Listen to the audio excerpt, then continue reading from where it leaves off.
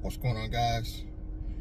If you're finding my channel for the first time, my name is very unique. William Bootsy Blanding. I've been at this entrepreneur game for quite some time now. It's been challenging, but the alternative has been worse. One of the reasons why I left the retail world is for the same reason most people were quitting their jobs during the pandemic, is time freedom. That's one of the reasons why a lot of people originally joined Uber and Lyft. They wanted time freedom. I remember hearing about bus drivers and people in the transportation world. When they jumped on board Uber, they did it because they wanted their time to the point where they still wanted to work. People want to work, but they don't want to have to go to their boss and ask, oh, can I go to the bathroom? Oh, my kid's sick. I got to go pick him up from school early. People want that time freedom. We all want it. And unfortunately, the average job, unless you work from home, does not provide that time freedom that most of us want. I just had a private ride passenger that was rambling on about how she hates her job. She's in the medical field. She works for a group home. Ironic, that's what I did my last job. She's doing the same thing, and she's just going on and on and on about she's not happy. She's really depressed because she doesn't have time freedom. And she gets paid better than I did when I was in that field. I think I was only getting like 15, 16 an hour. She's getting like 20, I believe $21 an hour, and it's still not enough money because she doesn't have time freedom. The only way, in my opinion, that you're gonna get time freedom, and this goes for Uber and Lyft too, is you're gonna have to start your own business. Now, in the Uber and Lyft case, technically we're independent contractors, but we still feel like we have a boss, which is the app, the algorithm, because it doesn't give us the other capabilities of being an independent contractor. Like, I can't set my own schedule. I can set my own schedule, but I can't set my own prices. I got to deal with their bells and whistles to even make an extra bonus here and there. And it's just not, you just don't feel like you're independent enough. The only other way to offset that is you gotta basically become a private driver, like a limousine driver, and make your own money. But in the case of this passenger that works at a group home, she can get licensed and work for herself, but she doesn't have the knowledge to figure this stuff out on her own. You guys gotta build skills outside of what you do in your day-to-day job. I have more skills now than I ever had in the past. As time goes on, I built more and more skills because I'm getting older. So when you're getting older, you need more skills because I'm aged out on most jobs. I'm only 53, but the fact that I've been not employed by somebody for so many years hinders me from getting a regular job. Now, I'm sure because my record is squeaky clean, there's certain jobs I can apply for even as a 53-year-old man, and I would get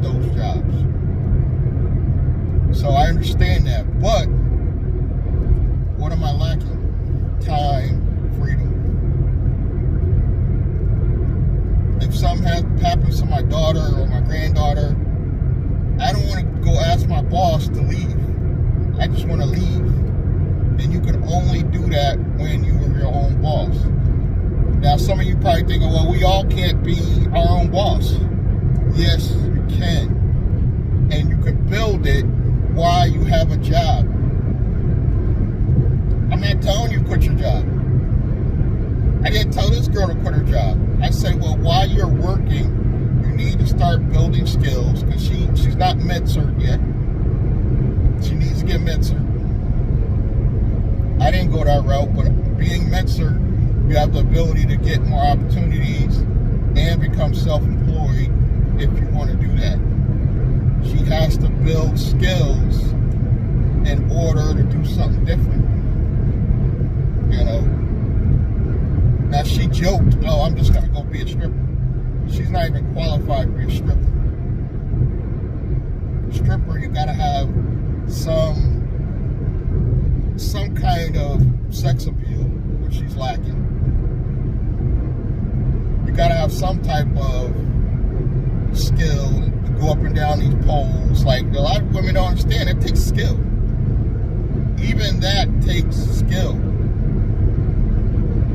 So even joking that, and a lot of people don't even understand what OnlyFans. A lot of people, particularly women, think that because there's so many women on OnlyFans making money that I can do it too. A lot of women will get on OnlyFans and not make a dime.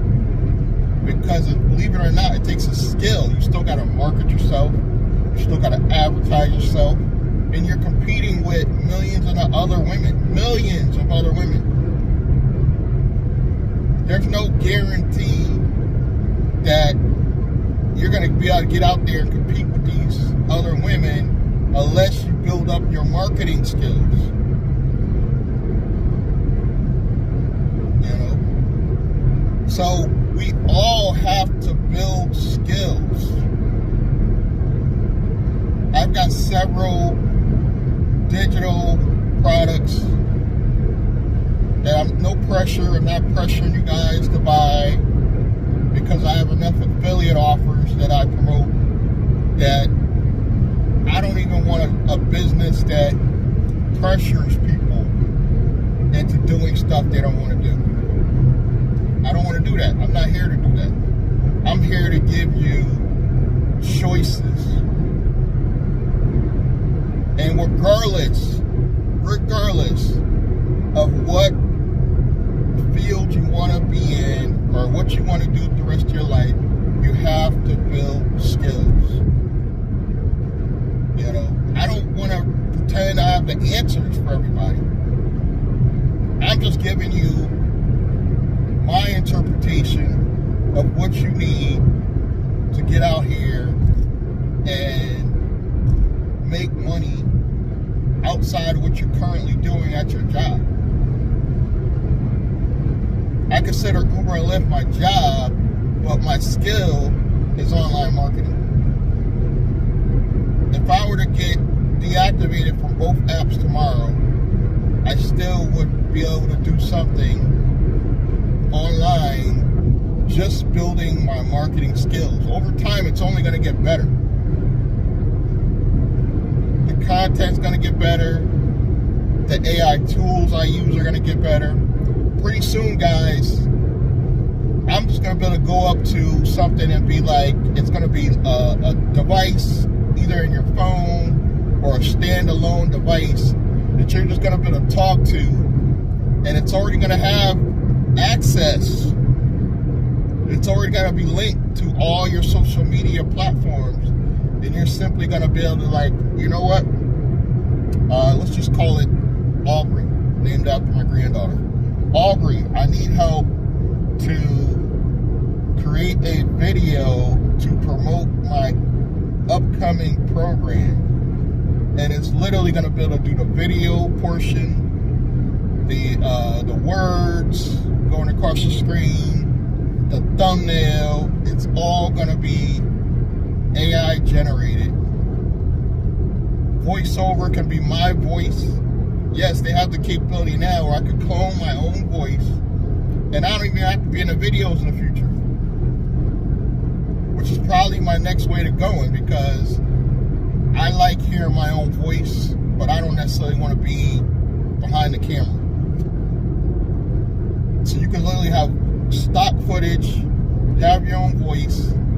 And a girl that I used to watch, she did rideshare content, and she was doing really well, better than my Nice Guy Driver channel. She was getting a lot of views, and she just stopped and disappeared because making content, although it's easy, it's time consuming. It takes work. It takes ideas to come up with the next video. People don't understand that this is also a hobby that could turn into a full-time job, content creation. And even though the market's saturated, where it seems like everybody's doing content creation, that is still the best way to market any business because you're reaching a broader audience. I'll give you a little bit of my history. Back in '98, after leaving my former mentor, who was a complete narcissist, he really was. I know women call a lot of men narcissists, but this dude really was a narcissist. And he wonders why we never became close friends. At one point, could I call him my best friend? I would say briefly. But he was a complete, utter narcissist. And he was so bad, he didn't even realize he was a narcissist. After leaving him, I went off and created my own brick and mortar. This was actual brick and mortar cell phone store. But this is back in '98. I'm pretty sure YouTube wasn't even around. Back then, if you didn't do paid ads, you didn't make no money. We were doing paid ads. We were literally still doing flyers, guys. Remember flyers you physically had to put on people's cars? We were still doing that in '98. And this was the beeper era was phasing out. The cell phones were coming in. This was like when Nokia phones were big because they had the different colors and you could snap on the different faceplate colors. And this is around that time. Beepers were phasing out. If the only people that really still have beepers were like doctors, you know, we had call the 1-800 number and they get, you know, words. I think the sidekicks was probably really popular because that kind of started that whole text era where you just text people, you didn't have to talk on the phone. I think something like that could make money if it came back. I think T-Mobile should bring back the sidekick and have the ability to talk on the phone, but have a bigger text on the phone itself. Because nobody wants to talk on the phone truly now. There's so many scams going on with phones now. Not to change the subject, but I get a robocall probably, I would say probably 3 robocalls every single day. Some of them are legit, you know, somebody, a bill collector trying to get money out of me or whatever. But some of them are just straight up scams. And they're getting crafty. They're imitating banks. They're imitating the police department, the fire department. And back to my story, when I started my own brick and mortar store, I realized, why am I not getting any sales? Why is nobody just coming in? Because I couldn't afford advertising. The flyers got very little traction, if any. Very little. It worked, but it was like so minute. And I really, back then even, YouTube wasn't even around, I don't think. I forget when YouTube came out, but I'm pretty sure it wasn't out back then. And I think back to those days, and I'd be like, if I simply had YouTube, I would have made tons of money, guys. I probably would have made hundreds of thousands of dollars from my location with YouTube alone. Because people like to see you in a physical setting, but the YouTube reaches the masses. video content reaches the masses. Even if Facebook. I don't even think we had MySpace back then. I don't even remember when MySpace came out. I want to say MySpace came out sometime after that or around then. I don't even remember. But MySpace was the first. But nobody really used it for advertising their business, which they should have. I think it wasn't until YouTube people started using video content to really promote their business. I want to say that's around when it started happening. But every now and then I have flashbacks and I think about those days because I gave up. Let's say I gave up 98 to 2001. But I often think back to those days. If I just had YouTube, I would be able to reach the masses and I would be getting tons of money. So it got me started thinking the same could happen nowadays with a physical location. I'm going to give you an idea. What if you had a private member club, but you promoted it on YouTube? And you used a faceless channel, meaning you don't even show your face. You literally just show inside the club members, and it's only your voice talking about come to your club, join the club. It would work. YouTube and video content, you could promote any physical business better. It's cheaper than paid ads, and it probably performs better because those people that you're pulling are more likely to buy because they love what you have to offer. But the physical location just puts the icing on the cake because they're able to see you actually performing a real business, the real functions. You're not just sitting in a back room somewhere or a bedroom somewhere telling everybody what you're doing. They're seeing it live. You can start a private member club, design one YouTube channel solely to promote that private member club, and as people join, you gotta let them know we're also a media company and we're gonna show these videos. Regardless, put a disclosure agreement or whatever you call them nowadays. Everybody's got to sign one and promote that way. And I guarantee you would see more success than paid ads. Way more success than paid ads. Because visual, it attracts more people. I would start a TikTok. I would start Facebook purely for that business. Facebook, TikTok, Instagram, X if you like that, and of course YouTube. I would do all of them. I'm doing all of them now, but particularly for this private member club. And in this private member club, here's the genius part. In this private member club, you're simply going to teach business owners, only business owners, because what do business owners have? More money.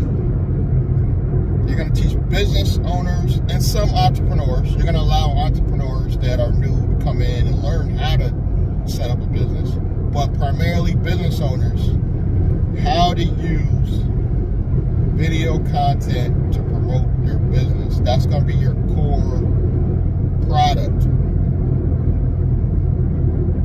And you would have a digital product on top of that for the membership.